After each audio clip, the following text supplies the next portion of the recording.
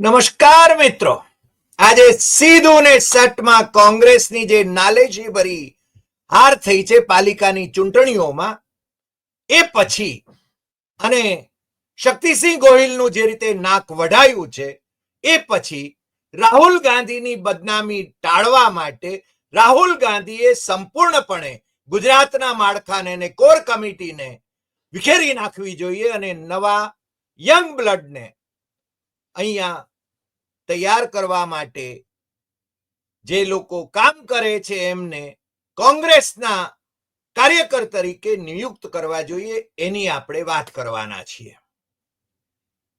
ભારતીય જનતા પાર્ટીને 68 માંથી 65 પાલિકાઓમાં સત્તા મળે અને 2 પાલિકાઓમાં ભારતીય જનતા પાર્ટીને પરોક્ષ રીતે ટેકો આપનાર અગાઉના એનસીપીના કાંદલ જાડેજા એમએલએ જે હતા, એ આ વખતે એનસીપીએ એમને નકાર્યા તો એમણે સમાજવાદી પાર્ટીનો સાથ લીધો અને સમાજવાદી પાર્ટીના એ કુતિયાણાના એમએલએ થયા. એટલે કુતિયાણા અને રાણાવાવ બંને નગરપાલિકાઓ પર એમણે વિજય મેળવ્યો અને અમિત ચાવડા જે કોંગ્રેસના વિધાનસભાની અંદર નેતા છે, એમણે કોંગ્રેસના સિમ્બોલ ઉપર આંકલાવ પાલિકામાં ઉમેદવારો ઉભા કરવાની કાં તો એમણે હિંમત ન કરી, પરંતુ એમની પેનલ, અપક્ષ પેનલ, એ ત્યાં જીતી. એટલે એમાં કોઈ શક્કરવાર આવ્યો એવું લાગતું નથી. મને સૌથી વધારે નવાઈ તો એ વાતની લાગી કે લાજવાને બદલે ગાજનાર ગુજરાત કોંગ્રેસના પ્રમુખ શક્તિસિંહ ગોહિલ, મને લાગે છે એમણે રાજ્યસભામાંથી પણ રાજીનામું આપી દેવું જોઈએ અથવા રાહુલ ગાંધી એમને તગેડી મૂકવા જોઈએ. કારણ કે જે માણસ પોતે જીતી શકતો નથી ધારાસભ્ય તરીકે, જે માણસ લોકસભા જીતી શકે નહીં, જે માણસ જીતાડી ન શકે, એવા માણસને ગુજરાત કોંગ્રેસનું સુકાન સોંપવામાં આવે અને રાજ્યસભામાં એ ત્યાં આકલા દેકારા કરે, ત્યારે મને એમ લાગે છે કે આ માણસ કોંગ્રેસને વધારે નુકસાન કરે છે. એ કહેવા સિવાય બીજો છૂટકો નથી. અને એમનું આજે જે પ્રેસ કોન્ફરન્સ ભરીને જે નિવેદન છે, એ નિવેદન મને લાગે છે એટલું હાસ્યાસ્પદ છે કે ગુજરાતમાં શહેરી વિસ્તારોમાં અમારું સંગઠન નબળું છે. તો શું જખ મારો છો? નબળું શાનું છે? ભાજપના એજન્ટોને પ્રમુખ બનાવો તો પછી નબળું જ રહેવાનું ને. અને એ કહે છે કે આજે જે યોજાઈ તે નગરપાલિકાઓની ચૂંટણીઓ 2018માં યોજાઈ હતી, ત્યારે કોંગ્રેસ પક્ષના 78 ધારાસભ્યો અને સાથી પક્ષના 3 એમ મળીને 81 ધારાસભ્યો હોવા છતાં જેના આજે પરિણામો જોઈ રહ્યા છીએ, એ જ નગરપાલિકાઓમાં 2018માં કોંગ્રેસ પક્ષની સ્થિતિ ખૂબ ખરાબ હતી. એ છે ને એમને એક ઉદાહરણ મળે છે. ભાઈ, એ વખતે આટલા હતા તો પછી ધીરે ધીરે આજે છે ને 12માં કેમ સમેટાઈ ગયા? ભાઈ શ્રી એમ કહે છે કે અમારા જે મજબૂત નેતાઓ જે હતા કોંગ્રેસના, એવા બળુકા નેતાઓ હતા કે જેને કારણે કોંગ્રેસ જીતતી હતી, એવા નેતાઓ અમરીશ ડેર, જવાહર ચાવડા, હર્ષદ રીબડિયા સહિતના નેતાઓ જવાને કારણે જે તે નગરપાલિકાઓમાં નુકસાન થયું. એટલે એ લોકો હતા ત્યાં સુધી જીતતા હતા, બાકી છે ને તમે તો કાંઈ કરી શકો એમ છો નહીં. એ બાબત બહુ સ્પષ્ટ છે. એમને જુનાગઢમાં પહેલા એક હતી, ગઈ વખતની ચૂંટણીમાં એક જ બેઠક હતી, એ એક બેઠકમાંથી 11 થઈ એનો હરખ થયો છે. પરંતુ એમને આખા રાજ્યની અંદર નાલેશી મળી છે, કાળી ટીલી એમના માથે ચમકે એવું છે, છતાં એમને શરમ નથી આવતી, લાજ નથી આવતી કે એમણે છે ને કહેવું જોઈએ કે અમે આ ચુકાદો જે છે જનતાનો, એને સ્વીકારીએ છીએ અને રાજીવ ગાંધી ભવનને તાળા મારીને હવે છે ને ઘર ભેગા થઈ જઈએ છીએ. રાહુલ ગાંધી અને મલ્લિકાર્જુન ખડગે જેમને અહીંયા નિયુક્ત કરવા હોય એ નિયુક્ત કરે અને નવી કોંગ્રેસ છે ને રિવાઈવ કરે. પણ જે સત્તા પીપાસા છે, રાજ્યસભાની સીટ નું જે મહાત્મા એમને મન છે અને જે રોજ રોજ એમના બળુકા સાથીઓ જે કહેવાય એવા સાથીઓ એમના પ્રવક્તાઓને લઈને એ જે પ્રેસ કોન્ફરન્સો કરે છે, મને લાગે છે કે લાજવાની જરૂર છે શક્તિસિંહે. મને તો એમ લાગે છે કે એમનામાં જો ખરેખર કોઈ સ્વાભિમાન સ્વમાન જો બચ્યું હોય થોડું ઘણું પણ, તો એમણે છે ને પ્રદેશ પ્રમુખ અને રાજ્યસભાની બેઠક પરથી રાજીનામું આપી દેવું જોઈએ. હું બહુ સ્પષ્ટપણે કહું છું. એની વિરુદ્ધમાં કમલમ પર ભારતીય જનતા પાર્ટીના તમામ નેતાઓ, વરિષ્ઠ નેતાઓ અને એમાં જે લોકો પાછા નરેન્દ્ર મોદીની વિરુદ્ધમાં પણ છે ને ભાષણો કરી આવ્યા, નરેન્દ્ર મોદીના 1 લાખ કરોડના ભ્રષ્ટાચારની વાતો જાહેરમાં કરી આવ્યા, નવો પક્ષ સ્થાપી આવ્યા અને પછી પાછા એવા અત્યારના ભારતીય જનતા પાર્ટીના ઉપાધ્યક્ષ ગોરધન ઝડપિયા, જયંતિ કવાડિયા, પ્રદેશ મહામંત્રી રજની પટેલ, વિનોદ ચાવડા, પ્રદેશ કોષાધ્યક્ષ સુરેન્દ્ર કાકા સહિતના હોદ્દેદારો અને કાર્યકર્તાઓ એ બધાની ઉપસ્થિતિમાં મુખ્યમંત્રી ભૂપેન્દ્ર પટેલ અને કેન્દ્રીય મંત્રી અને પ્રદેશ ભાજપના અધ્યક્ષ સી.આર. પાટીલ એમણે જે વિજયોત્સવ મનાવ્યો એ વિજયોત્સવના એનું સ્ટેટમેન્ટ, એ બંનેના સ્ટેટમેન્ટ અમારી પાસે છે. એમણે કહ્યું કે એમને ખરેખર મળી છે 60 પાલિકાઓ, પણ બાકીની 5 પણ અમને મળી જશે. એટલે કે 68 માંથી 65 પાલિકાઓ ભાજપ મેળવે છે એ ભાજપનો વટ છે. હા, એમાં સામ દામ દંડ ભેદ એ બધું જ એમણે આદર્યું. સત્તાનો દુરુપયોગ પણ થયો, પોલીસ તંત્રનો દુરુપયોગ થયો, એ અમે ખેરાલુમાં પણ એ નિહાળ્યું. કારણ કે ખેરાલુમાં પ્રદેશ મહામંત્રી કોંગ્રેસના મુકેશ દેસાઈની પેનલ, એની અંદર જે રીતે અમુક લોકોને પાછા ફોડવામાં આવ્યા. પ્રેમજી દેસાઈ એ કોંગ્રેસના ઉમેદવાર બન્યા અને પછી એ પાછા એમનું પાછું ઉમેદવારી પત્ર એમણે પાછું ખેંચી લીધું અને એવા બીજા બધાને ઘણા બધાને એ રીતે ડરાવવામાં આવ્યા, દબડાવવામાં આવ્યા અને બેસાડવામાં આવ્યા. એમ છતાં મને લાગે છે કે ખેરાલુમાં મુકેશે એમના પ્રદેશના કોઈ પણ નેતાઓના સહયોગ વિના 24 બેઠકોમાંથી 9 બેઠકો મેળવી અને ભારતીય જનતા પાર્ટીને 13 બેઠકો મળી. 13+2, 2 અપક્ષ ભારતીય જનતા પાર્ટીના ટેકેદારો અને 7+2 એટલે કે 7 કોંગ્રેસના અને 2 અપક્ષ એ મુકેશ દેસાઈના નેતૃત્વવાળી કોંગ્રેસના ટેકેદારો. અને એમાં અમારા ભત્રીજા વહુ પણ ડિમ્પલ અશ્વિન દેસાઈ એમનો પણ સમાવેશ છે. અમારા મા દુર્ગાવાળા વિમલ સથવારા પણ જીત્યા, ભારતીય જનતા પાર્ટીની ટિકિટ ઉપર જીત્યા. ડિમ્પલ છે ને એ કોંગ્રેસની ટિકિટ ઉપર જીતી. અમે બધાને કહ્યું હતું કે તમે કોંગ્રેસમાં હો કે ભારતીય જનતા પાર્ટીમાં હો, પરંતુ તમે નગરના સારા કામ માટે યોગદાન કરશો એટલી જ અપેક્ષા કરીએ છીએ. અમારે કોઈ વ્યક્તિગત કામો કરાવવા નથી.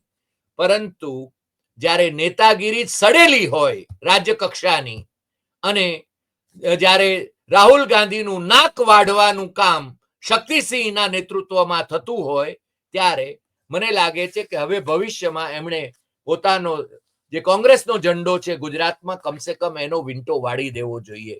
શક્તિસિંહે તો વળી આગળ ઉપર એમ પણ કહ્યું કે આમ આદમી પાર્ટી ભાજપ સાથે હતી.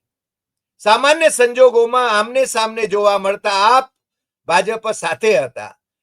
અને પાછા એમઆઈએમની પણ એ વાત કરે છે, ઉમેદવારોના ફોર્મ રજૂ થયા નહોતા, પરંતુ ભાજપે માન્ય રખાવ્યા. કોંગ્રેસની રહી ગયેલી ખામીઓ માટે પ્રદેશ પ્રમુખ તરીકે મારી જવાબદારી સ્વીકારું છું. તો રાજીનામું આપી દો ભાઈ, એના માટે તમે રહ્યા છો. કોંગ્રેસ કાર્યકરોએ બૂથ પેજ સુધી જવાની મહેનત કરવાની છે. ઉપદેશે પરોપદેશે પાંડિત્યમ સર્વેશામ સુકુરમ નૃણામ. મોટી ડીંગ તો હાંકે છે ભાઈ રાજ્યસભામાં, પરંતુ અહીંયા તળ ગુજરાતની અંદર એ કોંગ્રેસનો એક મોટો વર્ગ એનો સિમ્પેથાઇઝર છે, છતાં એ વર્ગ સુધી એ પહોંચી શકે એમ નથી. અને કોંગ્રેસની હાઈકમાન્ડ પણ એના કાન બહેરા છે, આંખે અંધાપો આવ્યો છે, અને કોઈ જો એમને સાચી વાત કે તો એને છે ને પક્ષમાંથી કાઢી મૂકવા સુધીની વાત થતી હોય છે. એવા સંજોગોમાં કોંગ્રેસનું નામું નંખાઈ ગયું છે ગુજરાતમાં, એટલું તો ચોક્કસ કહેવું જોઈએ.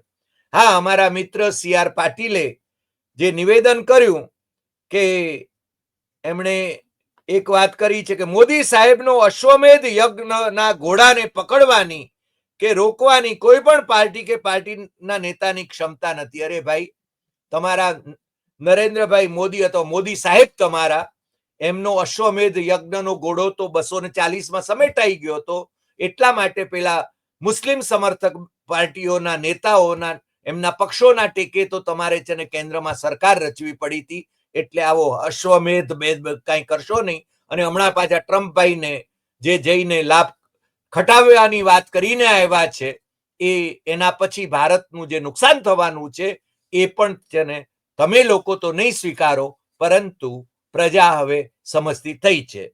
ભલે એ કોંગ્રેસ હોય કે બીજી પાર્ટી હોય વિપક્ષમાં, એની સાથે અમને કોઈ મતલબ નથી, પરંતુ પ્રજા જાગતી થાય, લોકશાહી બચે, એને માટે ખૂબ જરૂરી છે કે સાચી વાત, ટકોરાબંધ વાત આપણે છે ને જાહેરમાં લાવવી જોઈએ.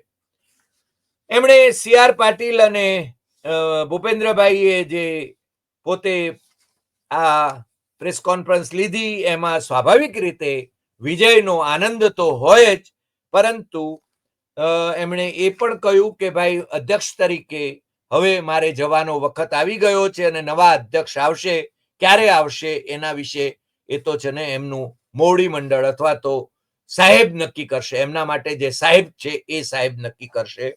એ વાત પણ આપણે સમજી શકીએ છીએ. અને મને જયેશ રાદડિયાની પણ દયા આવતી હતી, કારણ કે આજે જયેશ રાદડિયા અને એમના સમર્થક જેમની ટિકિટ કપાઈ ગઈ હતી, એ ઉછળીને ભારતીય જનતા પાર્ટીના જેતપુર પાલિકામાં વિજયનો આનંદ મનાવી રહ્યા હતા. આમ મને તો નવાઈ એ લાગે છે કે વિઠ્ઠલભાઈ પુત્ર જયેશ રાદડિયાની આ હાલત, કે એને 2 ટિકિટ પણ ન મળે અને છતાં એ હરખ પદુડા થઈને નાચે, અથવા એમના સાથી જે છે જેમની ટિકિટ કપાઈ ગઈ હતી, બાજુમાં ઉભેલા હતા એમની, તો એ પણ એનો આનંદ મનાવી રહ્યા હતા. એ આપણને છે ને જરા હસવું આવે એવું અમને જરૂર લાગ્યું. તાજેતરમાં જ તમને ખ્યાલ છે કે ભરત સોલંકી જે જમ્મુ કાશ્મીરના પ્રભારી હતા, અને દીપક બાબરિયા જે આમ તો ઓલ ઇન્ડિયા જનરલ સેક્રેટરી હતા, એમને ગુજરાતમાં કોણ ઓળખતું હતું એ મને ખબર નથી, રાષ્ટ્રીય કક્ષાએ પણ એ શું કરતા હતા એ ખબર નહોતી, પરંતુ દિલ્હી દરબારમાં એમની કદાચ પહોંચને કારણે એ હરિયાણાના પ્રભારી જનરલ સેક્રેટરી હતા, અને ભરત સોલંકી એ જમ્મુ કાશ્મીરના પ્રભારી હતા. એ બંને જણાને રાહુલ ગાંધી ના નેતૃત્વમાં મલ્લિકાર્જુન ખડગે હોદ્દેથી દૂર કરી દીધા. એ પહેલા પણ આમ તો શક્તિસિંહને પણ બિહાર અને દિલ્હીના પ્રભારી તરીકે દૂર કરી દીધા હતા. એમને ગુજરાતમાં શાના માટે મોકલવામાં આવ્યા, કારણ કે અહીંયા તો ઓલરેડી કોંગ્રેસ ખતમ થઈ ગયેલી છે, અને એ કોંગ્રેસને રિવાઈવ કરવાની એમનામાં કોઈ હેસિયત છે એવું હું માનતો નથી.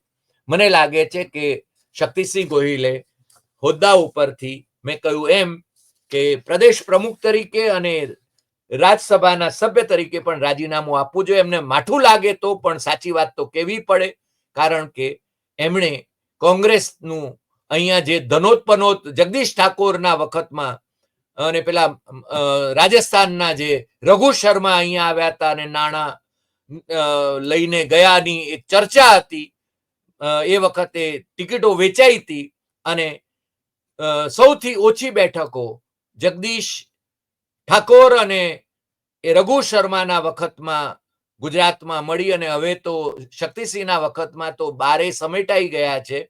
અમિત ચાવડા એ ઓબીસી નું ડીમડીમ વગાડે છે, પરંતુ મને લાગે છે કે બધા સમાજોને સાથે લઈને જ્યાં સુધી કોંગ્રેસ ચાલે નહીં, ત્યાં સુધી કોંગ્રેસનો કોઈ દાડો વળવાનો નથી. મને નવાઈ એ વાતની લાગે છે કે ભરત સોલંકી એ જ્યારે ઉલ્લાસ પટેલ જીવતા હતા કરમસદ વાળા ત્યારે તો ઘણીવાર કરમસદ જતા હતા, પરંતુ કરમસદનું નામ એ ભૂસી નાખવાનું કામ એ ભૂપેન્દ્ર પટેલની સરકારે આણંદ મહાનગરપાલિકા બનાવીને કર્યું છે. એવા સંજોગોમાં એમના નજીકના જ એટલે ચરોતરના જ ધારાસભ્ય અમિત ચાવડા કે કેન્દ્રમાં મંત્રી રહેલા ભરત સોલંકી એ કરમસદ સુધી જવાની એમણે છે ને જરાય તસ્દી લીધી નથી. અને એના સંદર્ભમાં પણ કરમસદના લોકો, સર્વ નાત જાતના લોકો એ એમના ઉપર પણ ખફા છે. એના મારી સાથે જે લોકોએ વાત કરી છે એ લોકો, એમાં એમના પાછા સોલંકી સમાજના લોકો છે, એ લોકો પણ ખફા છે. કારણ કે કરમસદનું નામ ભૂસાઈ જાય તો પણ ભરત સોલંકી કે પછી અમિત ચાવડાને જાણે કે કંઈ પડી નથી એવું જરૂર લાગે છે. મને લાગે છે કે કોંગ્રેસે ખરા અર્થમાં ચિંતન કરવાની જરૂર છે, ચિંતા કરવાની જરૂર છે. કાં તો છે ને રાજીવ ગાંધી ભવનને તાળા મારીને અથવા તો એને ભાડે આપીને છૂટા થઈ જવાની જરૂર છે. મને મારી વાત કડવી લાગશે, પરંતુ મને એમ લાગે છે કે મારે સાચી વાત, ટકોરાબંધ વાત કરવી જોઈએ. અને એટલા માટે જ હું આ એપિસોડમાં આ વાત કરી રહ્યો છું કે તમને સાદી 68 માંથી એક પણ પાલિકા તમારા સિમ્બોલ ઉપર લડીને નથી મળતી. એનો અર્થ શું થયો એ તમારે લોકોએ તમારી જાતને, કોંગ્રેસીઓએ તમારી જાતને વિચારવાની જરૂર છે, પૂછવાની જરૂર છે. આંકલાવની અમિત ચાવડા વાળી જે પાલિકા છે એ અપક્ષોને કારણે એમને મળી છે, પરંતુ કોંગ્રેસના સિમ્બોલ ઉપર જો મળી હોત તો કમસે કમ 68 માંથી એક કોંગ્રેસને મળી એમ કહેવાત.